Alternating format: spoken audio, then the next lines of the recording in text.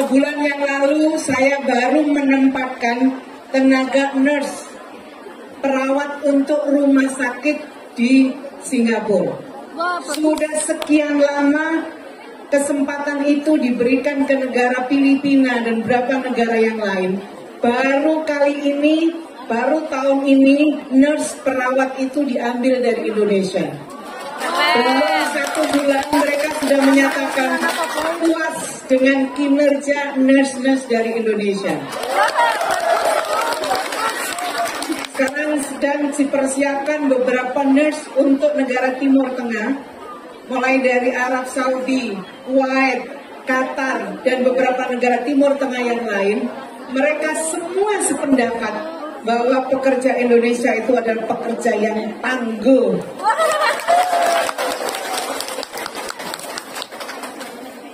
Senang dengan kondisi seperti ini? Kondisi ini harus dipertahankan. Kita harus menjaga image bahwa pekerja Indonesia itu adalah pekerja keras, bertanggung jawab, gak kaburan. Betul. Ada yang kaburan?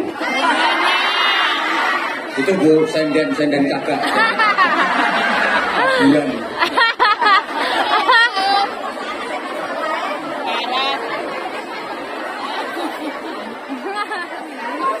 Wis telatenono lungguh no sandinge bakul minyak wangi. Engko mbok kesemprot mbok diolesi. Halo. Halo. Atau sampean lagi ke pasar nggak punya duit kok pengen jeruk. Wis kok mepet to bakul jeruk. Sampean ngadeg ning kono berdiri.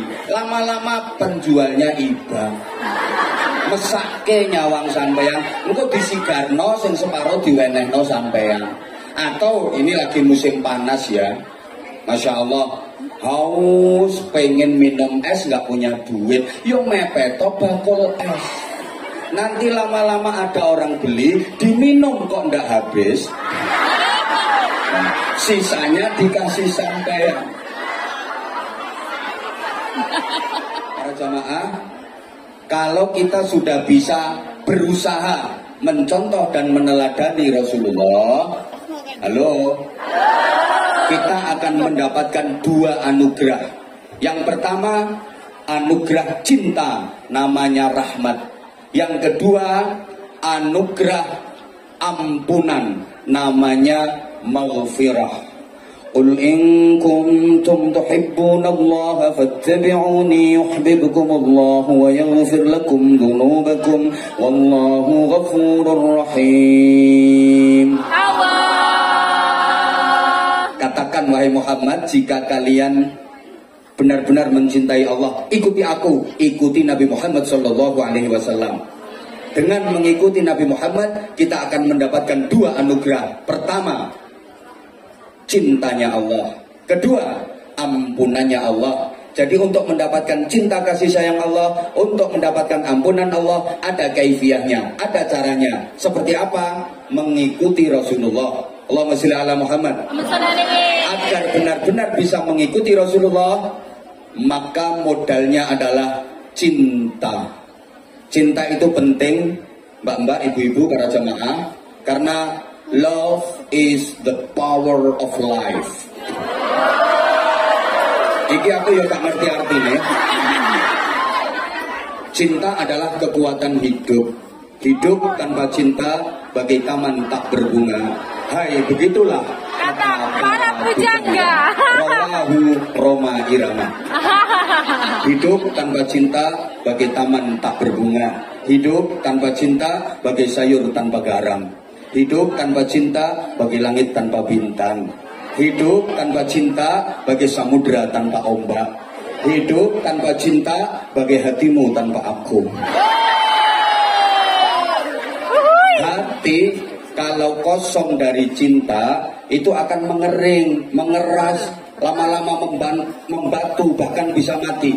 Tubuh jasadiah kita ini kalau nggak dapat sentuhan-sentuhan cinta, jadinya hidup enggan, mati tak mau. Kayak nasibmu. Ora, betul. Enggak lah ya. Nah sekarang, gimana cara mencontoh dan meneladani Nabi? Ini nanti untuk mempraktekkan agama dalam kehidupan sehari-hari sesuai dengan tema kita hari ini. Sementara Rasulullah sudah wafat, kita tidak memetuhi Rasulullah. Tidak orang menangi, ya pokoknya tidak memetuhi lah. Gimana caranya? Ada caranya. Gimana? Melalui penerusnya, melalui pewarisnya. Siapa? Al-ulama warathatul anbiya. Para ulama adalah penerus dan pewaris para nabi. Mengikuti para ulama itu adalah cara bagi kita untuk mencontoh dan meneladani Rasulullah Sallallahu Alaihi Wasallam. Gini ya, sebentar lagi Ibu Menteri akan memberikan pengarahan. Tolong perhatikan, tolong konsentrasi. Halo? Halo? Dengan mengikuti para ulama, itu cara kita untuk mencontoh dan meneladani Rasulullah. Saya sering gambarkan, ibu-ibu, mbak-mbak, sampean kok pengen merasakan wanginya kembang mawar, kembang melati, kembang kantil, kembang kenanga, kembang siapa ngomong kembang api? Lu nyumet lambemu, wangi kembang api.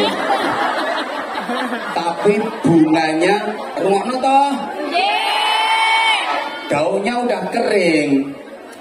Apa kita nggak bisa merasakan wanginya? Bisa. Loh caranya gimana? Melalui peresannya. Kembang itu diperes, disuling, disaring jadi parfum, jadi minyak wangi.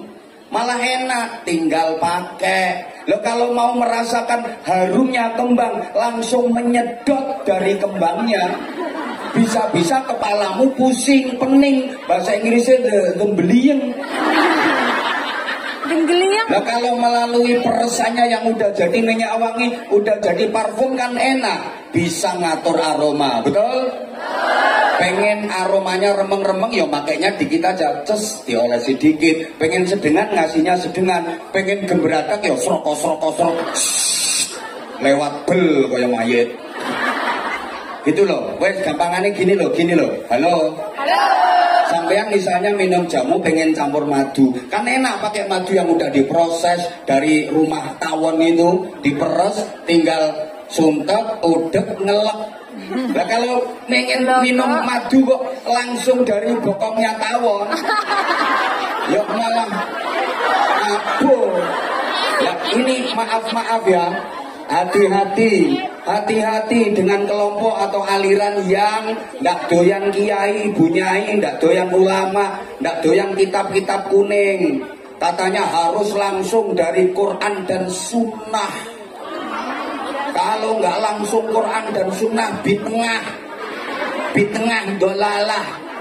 Sorry ya, bener sumber utamanya Quran dan Sunnah. Tapi itu membutuhkan ilmu yang komprehensif, ilmu yang komplit. Kudu ngerti nahwu, sorob, mantek, balaghah, usul fikih, qawaidul fikih, mustalah hadis, ulumut tafsir. Kudu ngerti asbabun nuzul, sababul wurud. Halo? Enggak sembarangan.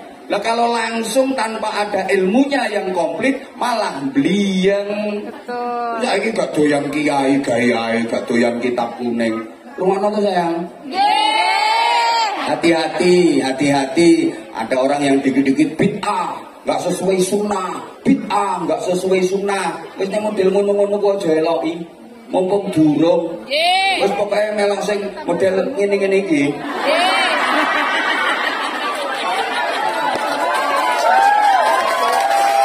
Imannya panjenengan iman sing keren. Nggak keren gimana? Di tengah kesibukan kerja panjenengan, coba bayangkan pamit majikannya kadang-kadang yo repot.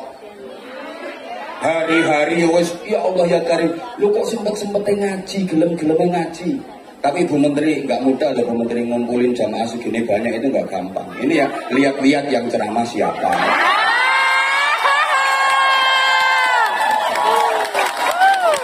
kalau jamaah sini, kalau saya yang mengarahkan kan pasti manut tuh nggih.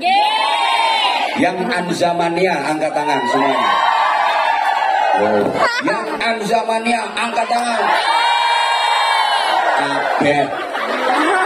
Oke lek menengo ning Hindu ora usah melok-melok tenang. Oke nek urusan apa-apa mesti manut aku. Sarung, Mbak, sarung. Halo. Halo. Sarung, Mbak. Di zaman seperti ini, apa ada orang yang pernah berjumpa dengan Rasulullah? Jawabannya ada. Ada orang-orang yang bersih hatinya, kekasih-kekasih Allah itu bisa bertemu langsung dengan Rasulullah, baik fil yaqdah, dalam keadaan terjaga, dalam keadaan sadar, maupun fil manam, melalui mimpi. Itu orang-orang yang hatinya bersih, orang-orang yang menjadi kekasih Allah. Bisa ketemu Rasulullah melalui mimpi. Mimpi ketemu Kanjeng. Dengerin toh, kita ini nggak pernah berjumpa dengan Nabi, tapi mau iman percaya sama Nabi, cuma dibilangin sama Anwar Zahid itu sama ngandel. Kanjeng Nabi dawuh ngene, Rasulullah bersabda begini, Rasulullah memerintahkan begini, ya percaya, ya gelem manut, padahal nggak pernah ketemu. Keren loh ini, keren. Halo, halo. Makanya Nabi pernah mengajukan pertanyaan kepada para sahabat, man a'jabul khalqi imanan, siapa makhluk yang imannya paling hebat, paling dahsyat? Para sahabat menjawab, imanul malaika. Ya para malaikat imannya paling hebat, paling dahsyat. Kata Nabi, bukan. Malaikat imannya hebat wajar, karena malaikat tahu langsung perkaranya Allah. Gak ada rahasia-rahasiaan antara malaikat dengan Allah. Wajar kalau malaikat iman. Salah, ayo imannya siapa? Ya kalau begitu imannya para nabi, para rasul. Kata Rasulullah, bukan. Para nabi, para rasul beriman pantas karena malaikat Jibril ditugasi langsung oleh Allah untuk menyampaikan wahyu kepada para nabi dan para rasul. Wajar dong kalau nabi rasul iman. Imannya para sahabat, kata Rasulullah, bukan. Para sahabat beriman wajar karena para sahabat langsung dididik oleh nabi. Ndak iman yo kebangetan. Kemudian Nabi menjelaskan, walakin ajabul khalqi imanan qaumun yaji'una min ba'di yu'minuna bi walam yarawni. Akan tetapi orang yang imannya paling hebat, paling dahsyat adalah kaum yang datang sesudahku, mau iman kepadaku, percaya kepadaku, padahal nggak pernah melihat aku, nggak pernah berjumpa dengan aku, termasuk panjenengan semua. Amin, dan Rasulullah meneruskan sabdanya, ulaika ikhwani, mereka itu adalah saudara-saudaraku. Betapa bangga dan bahagianya kita diakui sebagai saudaranya Rasulullah. Alhamdulillah. Alhamdulillah. Sekarang kalau kita urut negara seluruh dunia yang populasi penduduk beragama Islam terbesar adalah negara Indonesia. Kurang semangat nih, kurang semangat. Kita harus bangga dengan Indonesia dong. Diulang, negara dengan jumlah penduduk beragama Islam paling besar di dunia ini adalah negara Indonesia. Maka kuota jamaah haji tiap tahun paling banyak dari negara Indonesia. Peziarah makam Rasulullah paling banyak berasal dari negara Indonesia. Kita harus bangga jadi muslim-muslimah Indonesia. Dan Islam Indonesia itu Islam yang paling indah di dunia. Sampai ulama-ulama besar dunia itu paling senang berkunjung ke Indonesia, betah berkunjung di Indonesia, nikmat. Kenapa? Karena di Indonesia bertebaran majelis-majelis zikir, majelis-majelis ilmu. Bahkan orang Indonesia itu sampai pun sudah minggat ke luar negeri, kayak sampean masih tetap bikin majelis-majelis zikir, bikin majelis-majelis ilmu. Buktinya hari ini masjid penuh sesak. Tepuk tangan. Hari ini di Indonesia namanya majelis ilmu itu ribuan. Nanti malam ribuan, tiap hari, tiap malam ribuan majelis di Indonesia. Itu kalau digambarkan kan seperti bintang gemintang yang mengitari rembulan. Siapa rembulannya? Rembulannya adalah Rasulullah Shallallahu Alaihi Wasallam. Karena Nabi pernah bersabda, aku adalah rembulan. Jika engkau silau memandang matahari, maka pandanglah aku, karena aku adalah pantulan cahaya matahari, agar hatimu tidak silau. Akulah rembulan. Oh. Rasulullah rembulan, sampean ini bintang gemintang yang mengitarinya, walaupun burek-burek.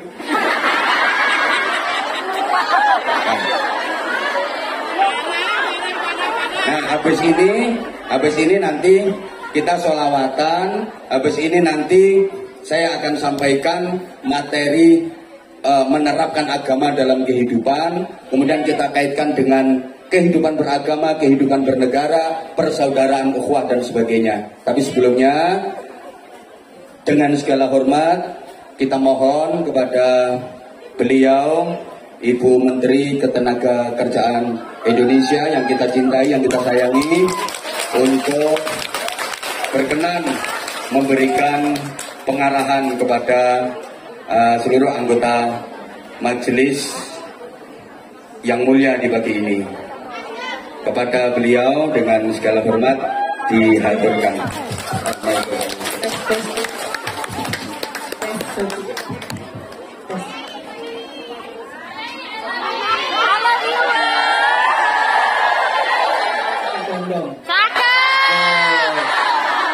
Di jalan dibagi antar teman. Ayah melihat PMI Hongkong, demen pengajian pertebal iman. Walaupun hutangnya banyak.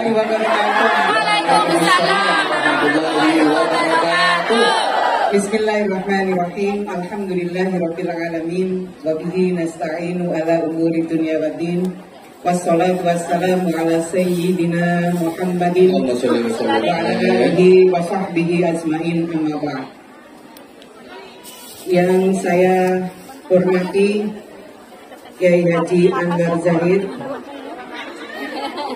Bu Hindun Anissa, Punyai Hindun Anissa, Staf Khusus Menteri Ketenagakerjaan,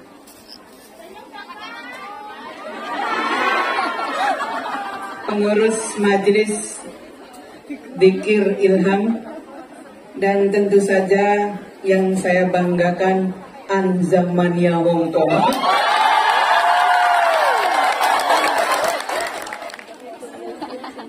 Syukur alhamdulillah pada hari ini saya beserta rombongan bisa silaturahmi dengan sahabat-sahabat semua. Silaturahmi yang luar biasa. Silaturahminya di Masjid Kolom.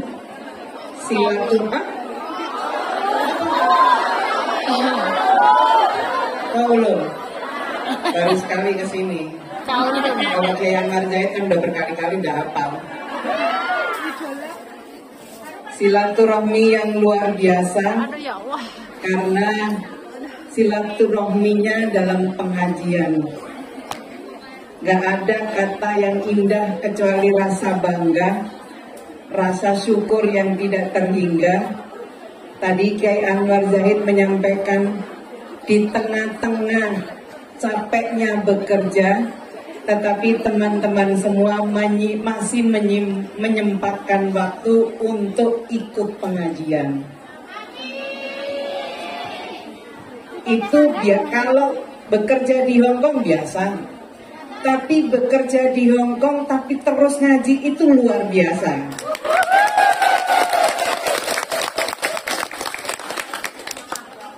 Senang sekali karena saya juga bisa ikut ngaji pengajiannya Kiai Anwar Zahid. Jelek-jelek begini Anzamania juga. Sayyidina Muhammad. Saya datang tentu saja dengan penuh kebanggaan karena alhamdulillah Rabbil Alamin saya harus sampaikan kepada teman-teman. Alhamdulillah, Hongkong ini adalah salah satu negara penempatan yang relatif sedikit persoalan. Hong Kong menjadi salah satu negara favorit penempatan. Di antara negara-negara penempatan yang lain, ternyata masyarakat Indonesia lebih banyak memilih Hong Kong. Gajinya gede, tiap minggu bisa ikut pengajian.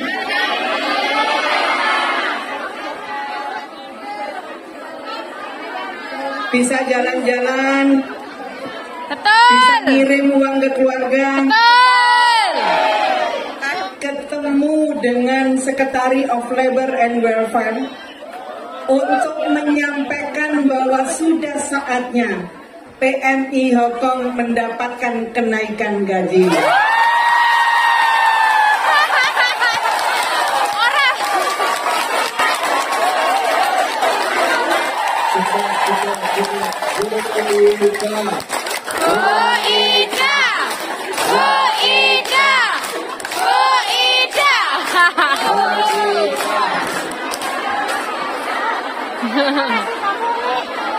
Orang boleh-boleh, orang rapi-rapi. Yang sebenarnya Bapak Presiden sendiri sudah ketemu secara langsung dengan otoritas Hong Kong yang meminta hal yang sama. Saya datang untuk memperkuat apa yang disampaikan oleh Bapak Presiden. Sekalian yang saya cintai, saya hormati. Bekerja di luar negeri atau bekerja di dalam negeri itu adalah hak warga negara. Betul. Mau kerja di luar negeri, mau di dalam negeri, atau adalah pilihan bagi setiap warga negara. Pemerintah tidak bisa menyuruh atau pemerintah tidak bisa melarang. Ingin kerja di Hong Kong karena gajinya yang lebih tinggi misalnya, terus kemudian pemerintah melarang. Pemerintah berarti melanggar konstitusi, melanggar Undang-Undang Dasar Negara Republik Indonesia, karena bekerja itu adalah hak setiap warga negara, termasuk bekerja ke luar negeri, termasuk kerja di Hong Kong.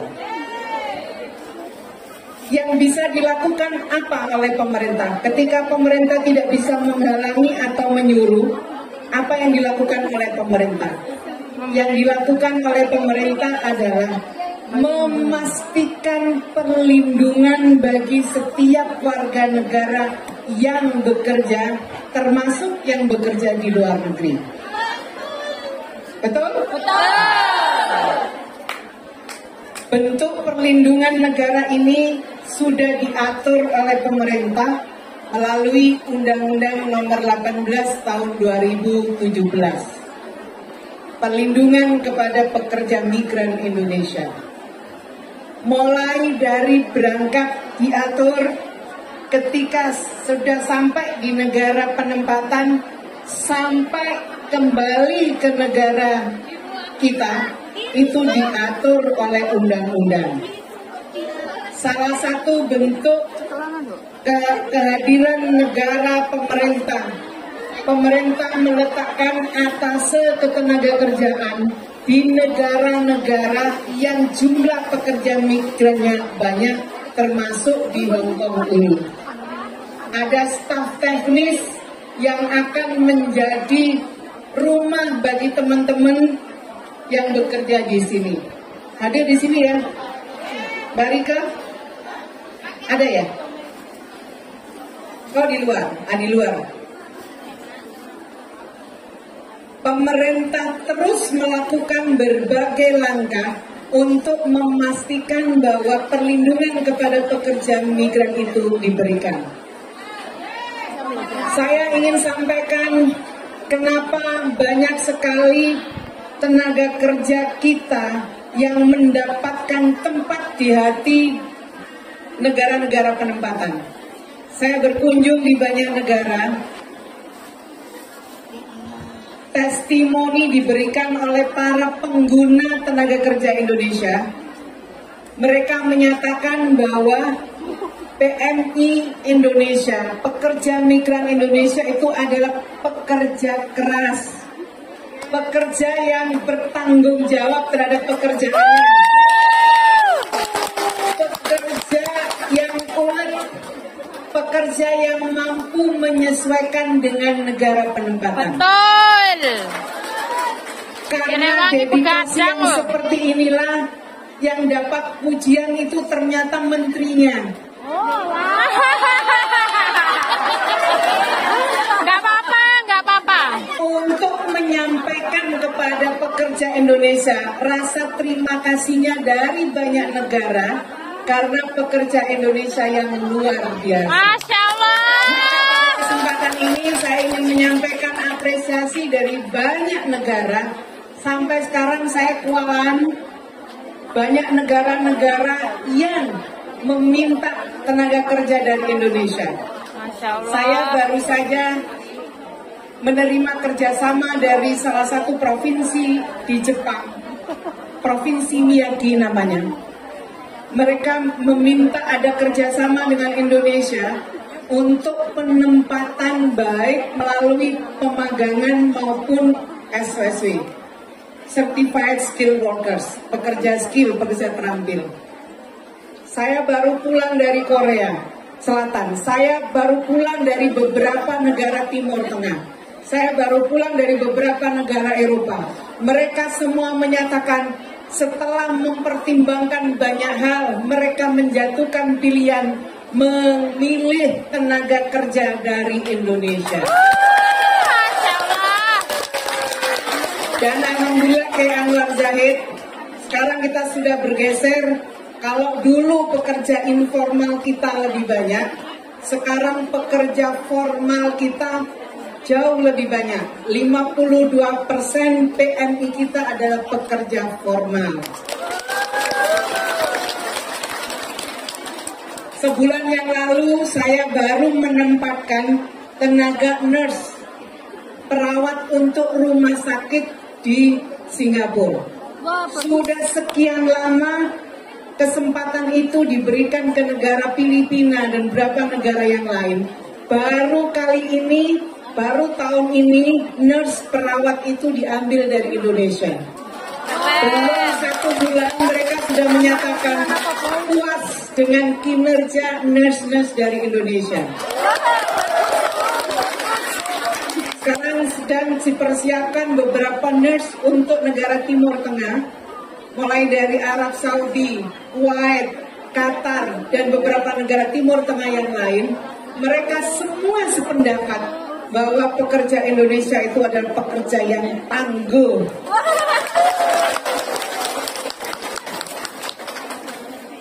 Senang dengan kondisi seperti ini? Kondisi ini harus dipertahankan. Kita harus menjaga image bahwa pekerja Indonesia itu adalah pekerja keras, bertanggung jawab, gak kaburan. Betul. Ada yang kaburan? Itu Bu, senden kakak. Bulan.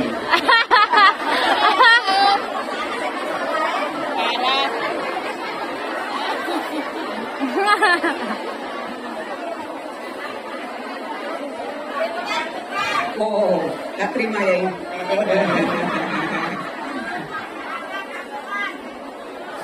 Saya kira image ini harus dijaga. Teman-teman yang punya kesempatan bekerja di Hong Kong, teman-teman ini merepresentasikan wajah Indonesia. Teman-teman ini bisa menjadi dutanya Indonesia. Bayangkan kalau ingin tahu orang Indonesia kayak apa, lihatlah PMI di Hong Kong.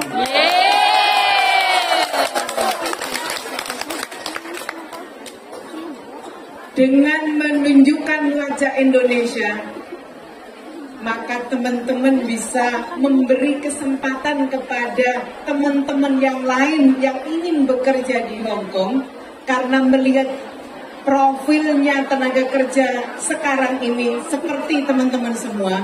Saya yakin dan percaya kesempatan yang sama akan diberikan kepada adik-adik kita. Hal lain yang ingin saya ingin sampaikan di antara bentuk perlindungan yang diberikan oleh negara. Saya baru saja mengeluarkan Peraturan Menteri Ketenagakerjaan nomor 4 tentang perlindungan sosial bagi pekerja migran Indonesia. Sudah tahu belum? Belum. Harus tahu. Siap. Harus tahu karena teman-teman sesungguhnya begitu dahsyatnya perlindungan sosial yang diberikan kepada teman-teman semua. Ada 7 manfaat baru dan ada 9 manfaat tambahan. Ada 7 manfaat baru, 9 manfaat tambahan tanpa mengurangi tanpa nambahi pembayaran premi BPJS Ketenagakerjaan. Bayar preminya tetap, tapi perlindungan yang diberikan sangat maksimal. Saya mau sampaikan sedikit, misalnya manfaat baru, 7 manfaat baru dan 9 manfaat tambahan. Sekarang ini teman-teman yang memegang kartu BPJS Ketenagakerjaan atau menjadi anggota BPJS, ada bantuan bagi CPNI atau PMI yang terbukti naudzubillah min dzalik mengalami pemerkosaan, maka ada perlindungan yang diberikan sebesar 50 juta. Memang akibat dari perusahaan itu bisa dibayar. Bahaya.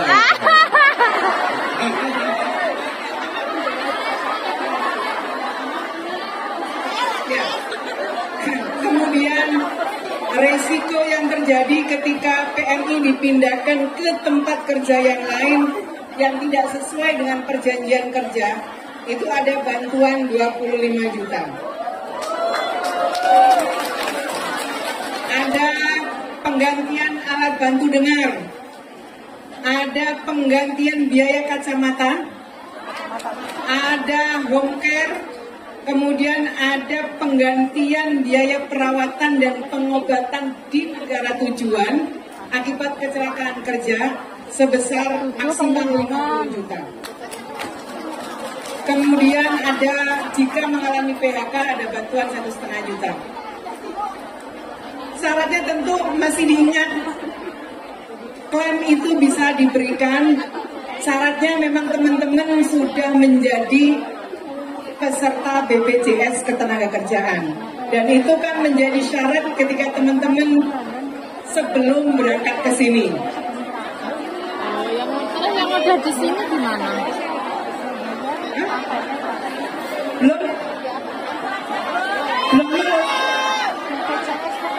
Belum ngurus. Maksudnya kalau udah di Hongkong sini, udah di sini bisa ngurus BPJS-nya apa enggak? Oke. Nanti saya minta perwakilan BPJS untuk menjelaskan kepada PMI. Saya kira waktunya pendek. Bagaimana caranya klaim, bagaimana caranya membayar jika sudah habis masa keanggotaannya, bagaimana caranya, nanti secara khusus akan bisa dijelaskan. Saya ingin menjelaskan bahwa perlindungan sosial itu sudah diberikan lebih baik lagi dibandingkan dengan peraturan yang lama. Ini peraturan baru keluar sekitar 4 bulan 5 bulan yang lalu, Permenaker nomor 4 tahun 2023.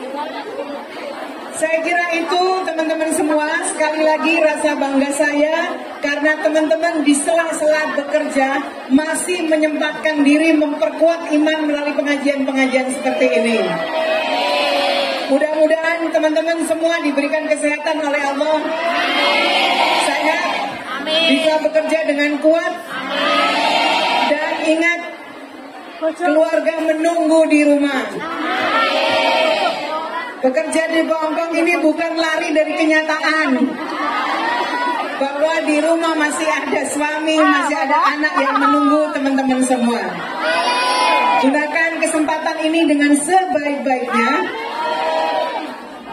gunakan kesempatan bekerja di Hong Kong dengan sebaik-baiknya. Saya juga ingin menyampaikan bahwa Kementerian Ketenagakerjaan juga sangat terbuka bagi teman-teman yang ingin meningkatkan skill dan keterampilan setelah bekerja dari Hong Kong, ingin mempenambahin skill dan keterampilannya. Kami sangat terbuka, ada banyak sekali balai pelatihan-pelatihan vokasi yang tersebar di seluruh Indonesia. Silakan manfaatkan, gunakan kesempatan itu untuk meningkatkan kompetensi.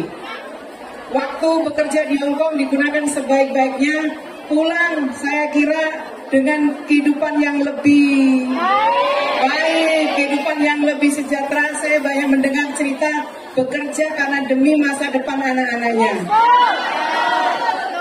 Dan terakhir saya ingin menyampaikan teman-teman semua yang saya cintai, 14 Februari 2024 ada apa? Pemilu. 14 Februari 2024 kita punya hajatan 5 tahunan. Meskipun teman-teman di Hong Kong, saya minta gunakan hak pilih dengan sebaik-baiknya. Ini waktu yang sangat baik untuk menentukan masa depan Indonesia 5 tahun yang akan datang. Maka saya berharap gunakan hak pilih. Jumlah warga negara Indonesia di Hong Kong ini banyak sekali. Pemerintah akan memilih tanggal yang tepat, termasuk waktu yang tepat agar semua warga negara Indonesia bisa menggunakan hak pilihnya. Ingat tanggal berapa? 14 Februari 2024, Hari Valentine Day. Ditaruh di tanggal 14, mudah-mudahan pemilu itu yang tercipta adalah kasih sayang antar warga negara. Perbedaan pilihan jangan sampai mengganggu ikatan persaudaraan. Makanya diambil momentum 14 Februari, meskipun beda pilihan, tapi tetap ada persaudaraan. Siap menggunakan hak pilih? Alhamdulillah, ikut pengajian bisa, ikut pemilu bisa, semua yang menjadi kewajiban kita sebagai warga negara meskipun di Hong Kong tetap bisa digunakan oleh teman-teman semua. Saya kira itu, terima kasih sekali Kiai Anwar Zahid. Saya juga bisa silaturahmi dengan Kiai di sini, mudah-mudahan kapan ya silaturahmi di negara lain.